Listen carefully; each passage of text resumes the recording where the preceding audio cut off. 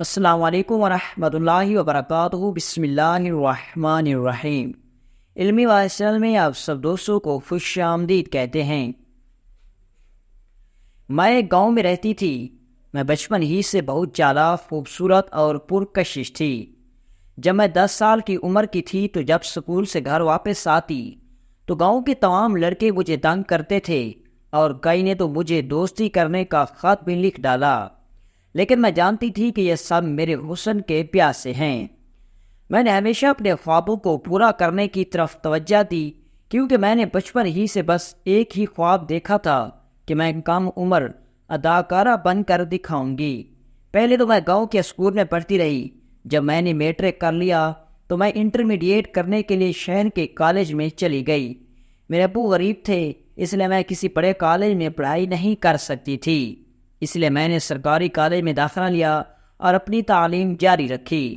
جب میں نے اپنی تعلیم مکمل کر لی تو مجھے ہر وقت اداکاری کرنے کا بھوت سوار رہتا۔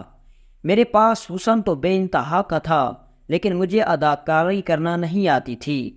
اب میں گھر بیٹھ کر اداکارہ بننے کے منصوبے بناتی رہتی تھی۔ ایک دن میری سہیلیوں نے مجھے بتایا کہ ہمارے گاؤں میں ایک شہر کی لڑکی رہ رہی ہے۔ میں نے جب یہ سنا تو میری خوشی کی انتہا نہ رہی، کیونکہ میں نے سوچا کہ میں اس سے شہر کے حالات و واقعات کے بارے میں پوچھوں گی۔ جب میں اس کے پاس گئی تو میں نے اسے اپنے خوابوں کے بارے میں بتایا تو اس نے کہا کہ تم ایک ہفتے کے اندر اندر اپنی تیاریاں مکمل کرو، میں تمہیں شہر لے کر جاؤں گی اور میرا ایک دوست بہت بڑا اداکار ہے، میں اس سے کہہ کر تمہیں کسی بھی اداکاری میں لگا دوں گی، اور جب ایک بار تم مشہور ہو جاؤ گی تو پھر تمہیں لوگ خود اپنے ڈراموں اور فلموں میں اداکاری کی پیشکش کریں گے۔ یہ سب سن کر میں تو خوشی سے پھولے نہ سما رہی تھی اور دوڑتے ہوئے اپنے گھر آ گئی اور اپنی پیکنگ کرنے میں مصروف ہو گئی۔ میری امی اور مجھے ابو بہت منع کرتے رہے، لیکن میں نے ان کی ایک بھی نہ سنی۔ میری امی کہتی رہی کہ شہر کے لوگ بڑے خود غرض ہوتے ہیں، تم اس لڑکی کے ساتھ مت جاؤ، لیکن مجھے پر تو اداکار بننے کا بھوت سوار تھا اور میں نے اپنی امی اور ابو کی ایک بھی بات نہ سنی۔ ایک ہفتے بعد ہم شہر پہنچ گئیں۔ میری دوست کا اپنا ذاتی گھر تو نہیں تھا، اس نے کرائے پر مکان لیا ہوا تھا، ہم اس میں رہنے لگیں۔ جب میں نے ایک دن 2 دن گزار لیا تو میں نے اپنی دوست سے کہا کہ تم مجھے اپنے دوست سے ملواؤ اور اس کو میرے بارے میں بتاؤ، تو اس نے کہا کہ پہلے تم شہر کے ماحول میں ڈھل جاؤ، پھر میں تمہیں اپنے اس دوست سے ملواؤں گی تاکہ اسے یہ نہ لگے کہ تم گاؤں کی ایک پینڈو لڑکی ہو۔ پھر میں نے اپنے دوست سے کہا کہ مجھے کیسے پتہ چلے گا کہ شہر میں لوگ کیسے رہتے ہیں، ان کا رہن سہن کیسا ہوتا ہے اور وہ کس مزاج کے انسان ہوتے ہیں، اور مجھے ایسا کیا کرنا ہوگا کہ تمہارے دوست کو لگے کہ میں شہر کی ماڈرن لڑکی ہوں۔ تو اس نے کہا کہ آج رات تم خوب بن ٹھن کر تیار ہو جانا، ہم ایک پارٹی میں چلیں گے، وہاں تم سب کچھ دیکھ لینا۔ میں بڑی خوش ہوئی کہ آج پارٹی میں جاؤں گی، لیکن جب میں اس پارٹی میں پہنچی تو سب لڑکیاں اور لڑکے اکٹھے ڈانس کر رہے تھے۔ انہیں دیکھ کر مجھے بہت عجیب سا محسوس ہوا، اور اس کے ساتھ میری دوست نے مجھے بھی بہت تنگ کپڑے پہنا دیے تھے۔ میں نے ان کو دیکھ کر اپنی دوست کو کہا کہ یہ لڑکیاں اور لڑکے تو اکٹھے ڈانس کر رہی ہیں اور ان کے کپڑوں میں سے ان لڑکیوں کا آدھا جسم نظر آ رہا ہے۔ میری دوست نے کہا اداکارہ بننے کے لیے تمہیں یہ سب کچھ تو کرنا پڑے گا، کیونکہ شہروں میں تو ایسا ہی ہوتا ہے۔ ان لڑکیوں کے لباس اور ان کے ڈانس کو دیکھ کر اور اپنے لباس کو دیکھ کر مجھے عجیب محسوس ہو رہا تھا۔ اس کے بعد میں ڈرتے ڈرتے اپنے دوست کے ساتھ پارٹی کے اندر چلی گئی۔ اندر پہنچتے ہی ایک امیر زادہ میرے پاس آیا اور آ کر مجھ سے میرے بارے میں جاننے لگ گیا۔ مجھے لگا کہ شاید کوئی اچھا آدمی ہے اور میرے بارے میں اتنا معلوم کر رہا ہے، اور میں نے بھی اس سے اپنے بارے میں سب بتا دیا اور اسے یہ بھی بتا دیا کہ میں گاؤں سے تعلق رکھتی ہوں۔ یہ سب جاننے کے بعد اس آدمی نے مجھے زبردستی ایک گلاس شراب کا دیا اور کہا کہ تم نے اگر ایک اچھی اداکارہ بننا ہے تو یہ تمہیں پینا پڑے گا، اور میں نے وہ شراب کا گلاس پی لیا اور تھوڑی دیر میں میری آنکھیں بند ہونے لگی۔ لیکن جب صبح میری نیند کھلی تو میں اپنی دوست کی کرائے کے گھر کے بستر پر لیٹی ہوئی تھی۔ میں نے اپنی دوست سے پوچھا تو اس نے کہا کہ رات کو تم بے ہوش ہو گئی تھی اور میں اپنے دوستوں کے ساتھ تجھے اپنے گھر لے آئی۔ میں بڑی پریشان ہوئی اور مجھے اپنے جسم سے اس آدمی کی لگائی ہوئی خوشبو آ رہی تھی، اور مجھے ایسا محسوس ہو رہا تھا کہ کوئی ساری رات میرے جسم کو نوچتا رہا ہو۔ میں بڑی پریشان ہوئی، لیکن جب دوسری رات ہوئی تو پھر میری دوست نے کہا کہ آج پھر تم تنگ کپڑے پہن کر تیار ہو جاؤ اور ہم پھر پارٹی میں چلیں گے۔ میں نے اپنی دوست کو منع کیا، لیکن اس نے کہا کہ اگر تم نے اپنا خواب پورا کرنا ہے تو یہ سب تمہیں کرنا پڑے گا۔ پھر میں اپنے خوابوں کو پورا کرنے کے لیے پھر میں شام کو تیار ہوئی اور اپنی دوست کے ساتھ پارٹی میں چلی گئی۔ جب میں وہاں گئی تو میری دوست نے مجھے زبردستی پھر شراب پلا دیا، اور پھر جب میری صبح آنکھ کھلی تو میں اپنی دوست کے گھر کے بستر پر لیٹی ہوئی تھی۔ میں نے اپنی دوست سے پوچھا تو اس نے کہا کہ تم رات کو پھر بے ہوش ہو گئی تھی اور میں اپنے دوستوں کے ساتھ تجھے اپنے گھر لے آئی۔ میں بڑی پریشان ہوئی اور مجھے اپنے جسم سے پھر کسی آدمی کی خوشبو آ رہی تھی، اور مجھے ایسا محسوس ہو رہا تھا کہ کوئی آدمی ساری رات میرے جسم کو نوچتا رہا ہو۔ میں بڑی حیران و پریشان ہوئی، لیکن میری سمجھ میں کوئی بھی بات نہیں آ رہی تھی۔ میں ہر روز اپنی دوست کو کہتی کہ مجھے اپنے دوست کے پاس لے چلو اور اسے میری سفارش کرو، لیکن وہ ہر روز مجھے پہلی والی باتوں سے ہی ٹال دیتی تھی۔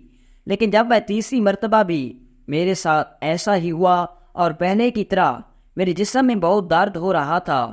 میرے جسم کا ایک ہی حصہ درد کر رہا تھا اور مجھے ایسا لگتا تھا کہ کوئی آدمی ساری رات میرے جسم کو نوچ رہا ہو، لیکن میں حقیقت سے ناعلم تھی کیونکہ میں ساری رات بے ہوش ہوتی تھی۔ جب میری دوست نے مجھے رات کو پھر پارٹی میں جانے کے لیے کہا تو میں نے اس کے ساتھ جانے سے صاف صاف انکار کر دیا۔ تو اس نے میرے انکار کو دیکھ کر کہا، آج میرا دوست آ رہا ہے جس کا میں نے تجھے کہا تھا آج رات میں تجھے اپنے دوست سے ملواؤں گی۔ یہ سن کر پھر میں اس کے جال میں پھنس گئی اور اپنے خوابوں کو پورا کرنے کے لیے پھر پارٹی میں چلی گئی۔ جب ہم پارٹی میں پہنچی تو میری دوست کا کوئی بھی وہاں دوست موجود نہیں تھا۔ میں ہر لمحے اس سے کہتی کہ مجھے اپنے دوست سے ملواؤ، لیکن وہ کہتی کہ تم انتظار کرو، وہ آنے ہی والا ہوگا۔ آدھی رات کا وقت ہو گیا لیکن میری دوست کا دوست نہ آیا، لیکن تھوڑی دیر بعد میری دوست پھر ایک شراب کا گلاس لے کر میرے پاس آئی، اور اس نے مجھے شراب کا گلاس دیتے ہوئے کہا کہ ابھی تم یہ پی لو، وہ آنے ہی والا ہوگا۔ میں نے دل میں سوچا کہ آج میں شراب نہیں پیوں گی اور دیکھتی ہوں کہ آج میرے ساتھ رات کو کیا ہوتا ہے۔ میری دوست نے مجھے شراب پلانے کی کوشش کی، لیکن جیسے ہی شراب میں نے منہ پر رکھا تو اچانک لائٹ چلی گئی اور میں نے شراب ساتھ پڑے ہوئے پانی کے ٹب میں انڈیل کر کہا کہ میں نے شراب پی لیا ہے۔ پھر تھوڑی دیر بعد میں نے بے ہوش ہونے کا ناٹک کر لیا، لیکن چند لمحوں بعد میں نے محسوس کر رہی تھی کہ ایک نوجوان مجھے اٹھا کر کسی کمرے میں لے جا رہا ہے۔ اس کے بعد اس نوجوان نے مجھے بستر پر لٹا دیا اور میرے کپڑے اتارنے لگا تو میرے پیروں تلے زمین نکل گئی۔ میں بڑی حیران و پریشان ہوئی کہ میری دوست ہو کر مجھ سے ایسے کام کرتی تھی اور مجھے معلوم بھی نہ ہوتا تھا، اور اتنی راتوں سے امیر زادے میرے جسم کو نوچ رہے تھے۔ یہ سب سوچتے سوچتے اس آدمی نے میرے کپڑے اتار دیے اور جب مجھ سے زنا کرنے لگا، اور آج رات تو اس آدمی نے ساتھ میں کیمرے بھی لگائے ہوئے تھے۔ میں نے اس آدمی کو ایک زوردار دھکا دیا اور وہ بستر سے نیچے گر گیا۔ میں بستر سے اٹھ کر میں نے کپڑے پہنے اور ان کیمروں کو زمین پر پھینکا اور وہاں سے بھاگ گئی۔ اب مجھے اپنی غلطی کا احساس ہو رہا تھا اور مجھے اپنے ماں باپ کی بتائی ہوئی باتیں بڑی یاد آ رہی تھی، لیکن میرے پاس پچھتانے کے علاوہ اور کوئی چارہ بھی نہیں تھا۔ میں پولیس اسٹیشن بھی نہیں جا سکتی تھی کیونکہ میں جانتی تھی کہ پولیس والے مجھ سے گندے گندے سوالات کریں گے، لیکن اس وقت پھر مجھے دھچکا لگا جب میری اس بے وفا دوست نے مجھے کال کر کے کہا کہ جب میں تمہیں بیوٹی پارلر لے گئی تھی اور تم نے جب کپڑے چینج کیے تھے تو اس کمرے میں بھی تمہارے جسم کی ریکارڈنگ ہو گئی تھی، کیونکہ اس میں بھی خفیہ کیمرے لگے ہوئے تھے۔ اگر تم میرے پاس واپس نہ آئی تو میں وہ گندی ویڈیو انٹرنیٹ پر ڈال دوں گی۔ اور یہ سن کر تو میری پریشانی اور بھی بڑھ گئی اور اب مجھے سمجھ میں کچھ نہیں آ رہا تھا۔ آخر میں اکیلی اس شہر میں کیا کروں گی، اور میں وہ سڑک کے کنارے بیٹھی رو رہی تھی کہ ایک پولیس والا وہاں سے گزرا۔ اس کی گاڑی سے مجھے محسوس ہوا کہ یہ کوئی بہت بڑا افسر ہے۔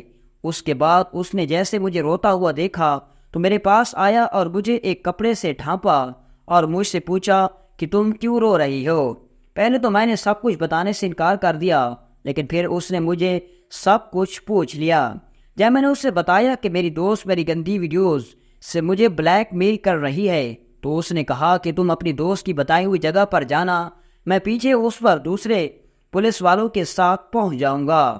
میں نے اپنی دوست کو کال کی اور کہا کہ مجھے کہاں آنا ہوگا تو اس نے مجھے ایک ہوٹل کا ایڈریس دیا۔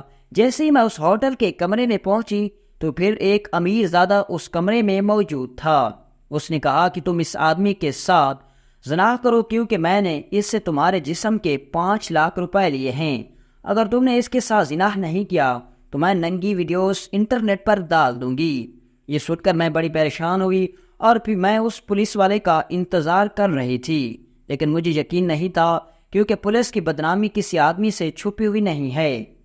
میں مجبور ہو کر بستر پر لیٹ گئی اور جیسے ہی اس آدمی نے میرے جسم کو ہاتھ لگایا تو پیچھے سے پولیس والے نے اس ہوٹل کا دروازہ توڑ کر اس آدمی کو پکڑ کر زمین پر پھینکا اور اس کو مار مار کر اس کے سارے دانت ہی توڑ دیے۔ امیر زادہ اسے دھمکیاں دیتا رہا کہ میں تمہیں تیری نوکری سے فارغ کرا دوں گا اور میں شہر میں رہنے کے قابل نہیں چھوڑوں گا، لیکن اس پولیس والے نے اس پر ذرا بھی رحم نہ کیا اور اس کو اس کے کیے کی سزا دے دی اور اس جیل میں ڈال دیا۔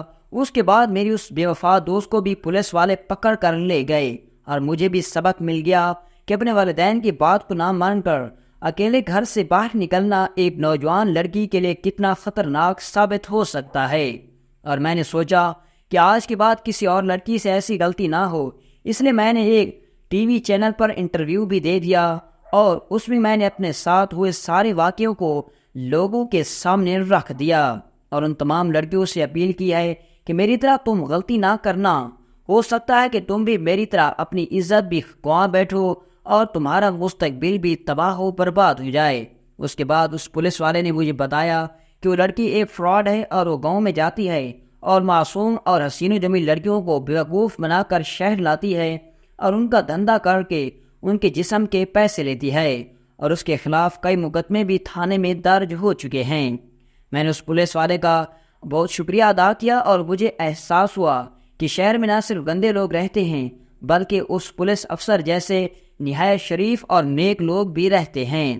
اس کے بعد اس پولیس افسر نے مجھے کہا کہ میں تمہیں اپنی ذاتی گاڑی سے تجھے اپنے گاؤں چھوڑ کر آؤں گا، اور ہم جا رہے تھے کہ اس پولیس والے نے راستے میں مجھے شادی کی پیشکش کر دی۔ میں نے اس سے کہا کہ تم تو مجھے جانتے ہو، میرے ساتھ کتنے پتہ نہیں مردوں نے میرے جسم کو نوش کھایا ہوگا۔